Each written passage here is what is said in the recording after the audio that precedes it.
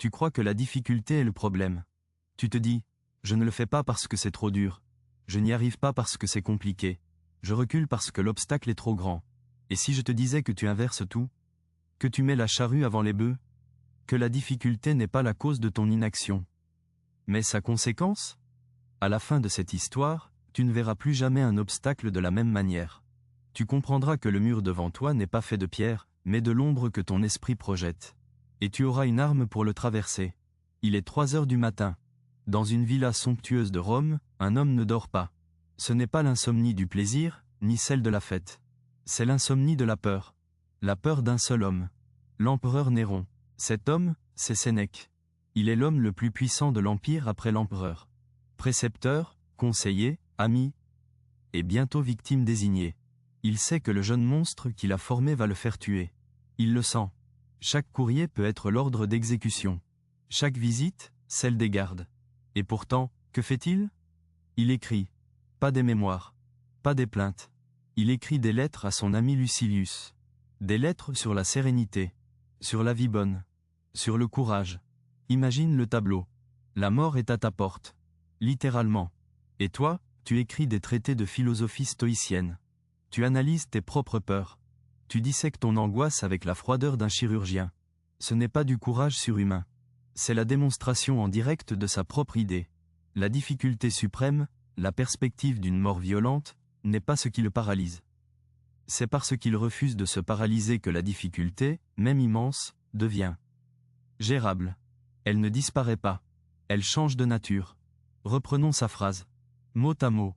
Ce n'est pas parce que les choses sont difficiles que nous n'osons pas. Regarde ta vie. Le projet que tu remets. La conversation que tu évites. Le changement que tu rêves de faire. Tu leur as collé une étiquette, difficile. Et cette étiquette, tu l'utilises comme une excuse. C'est trop dur, donc je ne commence pas. La logique semble implacable. Mais Sénèque retourne le sablier. C'est parce que nous n'osons pas qu'elles sont difficiles. La difficulté n'est pas une propriété objective de la chose. C'est un fluide que ton manque d'audace déverse sur elle. Ton refus d'agir, ton hésitation, ton recul, c'est ça qui transforme une pente en montagne. Une tâche en monstre. L'os n'est pas dans l'action. Il est dans le premier pas. Dans la décision de lever le petit doigt. Avant ça, ton esprit a tout le loisir de fantasmer. D'amplifier. D'imaginer le pire. Il construit la difficulté comme un architecte cauchemardesque. Brique par brique. Peur par peur. Prends un exemple historique. L'armée de Carthage traverse les Alpes avec des éléphants. Tu imagines la scène? Hannibal regarde ces montagnes infranchissables, ces cols glacés, ces peuples hostiles. La difficulté est réelle, tangible, mortelle. S'il avait écouté la logique initiale, c'est trop difficile, donc on n'ose pas. L'histoire s'arrête là. Rome domine le monde sans opposition. Mais il a inversé l'équation. Il a décidé d'oser. Et parce qu'il a osé, la difficulté est devenue un problème logistique. Un ensemble de problèmes à résoudre. Comment garder les hommes au chaud? Comment faire avancer les bêtes? Comment négocier avec les tribus? Le mur infranchissable s'est transformé en une série de petites portes. L'audace a changé la nature même de l'obstacle. Maintenant, transpose. Aujourd'hui, tu scrolles. Tu scrolles pendant des heures. Pourquoi? La réponse facile, parce que c'est facile. C'est agréable. La vraie réponse, celle de Sénèque, parce que tu n'oses pas arrêter. Parce que derrière l'écran, il y a le vide. L'ennui. Ou pire, il y a ton projet. Le livre que tu veux écrire. Le business que tu veux lancer. La salle de sport que tu devrais fréquenter. Tu n'oses pas affronter ce vide, ni l'effort du projet. Alors, tu restes là. Et plus tu restes, plus la chose que tu évites devient difficile. Monstrueuse. Écrasante. L'anxiété sociale. Tu évites la soirée. Tu te dis, c'est trop difficile, les gens sont intimidants. Non. C'est parce que tu n'oses pas y aller que ton esprit transforme des inconnus en jury d'examen. Chaque minute qui passe renforce le mythe de la difficulté. Le burn-out.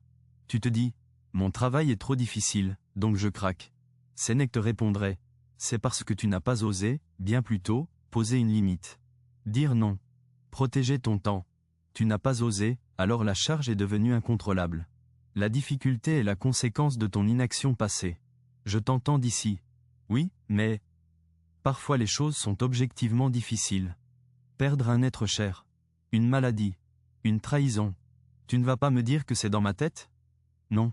La douleur est réelle. La souffrance est réelle. Mais il y a une distinction cruciale, que les stoïciens maîtrisaient, il y a l'événement et ta relation à l'événement. L'événement est ce qu'il est. La maladie, la perte. La difficulté de la situation, son poids émotionnel, sa texture, ça, c'est largement construit par ton dialogue intérieur. Par ton refus d'accepter ce qui ne peut être changé. Par ton refus d'oser regarder la douleur en face, de l'accueillir, de traverser son territoire sans fuir. Ton « oui, mais » est justement la preuve de la phrase. Tu pointes l'obstacle extérieur pour justifier ton immobilisme intérieur. Sénèque te dirait « ose changer ta relation à l'obstacle. L'obstacle lui-même changera. » Voici la révélation profonde, le lien que personne ne voit. L'audace dont parle Sénèque n'est pas une folle témérité. Ce n'est pas « foncer tête baissée ». C'est bien plus subtil. C'est l'audace de regarder la tâche, la peur, l'inconnu, droit dans les yeux. Sans cligner. C'est l'audace de dire « d'accord, tu es là. Maintenant, décomposons-toi. » La difficulté se nourrit de ton regard fuyant. Dès que tu la fixes, elle commence à se réduire. À se démembrer en une liste. En étapes. En petits morceaux de réalité, bien moins effrayants que le monstre composite de ton imagination. L'os n'est pas de réussir. L'os c'est de commencer à regarder. Alors, voici ton exercice concret. Pour aujourd'hui. Pas demain. Prends la chose que tu évites. La plus petite. Un mail à envoyer. Un coup de fil à passer. Un tiroir à ranger. Arrête-toi. Ne pense pas à l'action entière. Ne pense qu'à la première micro-étape. Pour le mail, ouvrir ma boîte mail. C'est tout. Pas, écrire le mail. Juste ouvrir l'application. Maintenant, fais-le. Immédiatement. Pendant que tu écoutes ces mots. Tu vois? L'audace était ici. Dans la décision d'ouvrir l'appli. Le reste n'était qu'une suite de clics. La difficulté était un fantôme. Elle s'est dissipée au moment où tu as osé poser le premier regard concret. La montagne n'existe que de loin. À mesure que tu avances, elle n'est plus qu'un chemin. Une pierre après l'autre. C'est le climax. Le moment de vérité. Tu vas mourir. Comme Sénèque. Comme moi. Le temps qui te reste, c'est une poignée de sable qui coule. Et tu le dépenses à construire mentalement des difficultés. À ériger des murs entre toi et ta vie. À alimenter des peurs qui n'existeront jamais, pour des échecs que tu ne connaîtras jamais, parce que tu n'auras même pas essayé. Chaque difficulté que tu inventes est un voleur de temps. Un fragment de ta vie unique, gaspillé à fantasmer un obstacle au lieu de le traverser. La plus grande difficulté de ta vie n'est pas ce projet, cette conversation, ce changement. C'est de vivre avec le regret de n'avoir jamais osé. De regarder, des années plus tard, le même mur que tu as toi-même peint en noir, et de te dire « il avait l'air si haut », alors qu'il n'était fait que de l'ombre de tes hésitations. Alors, non. Ce n'est pas parce que c'est difficile que tu n'oses pas. C'est parce que, dans le silence de ton esprit, tu as déjà choisi de reculer. Et ce recul, ce seul recul, est l'architecte de toute la difficulté du monde. La prochaine fois que tu sentiras ce poids, cette résistance. Souviens-toi de Sénèque, à 3 heures du matin, face à la mort certaine. Il n'a pas nié la peur. Il l'a regardée, et il a écrit. Ton choix n'est pas entre le confort et la difficulté. Ton choix est entre l'audace qui transforme la difficulté et la lâcheté qui l'engendre. Quel matériau vas-tu choisir pour construire les murs de ta propre prison ?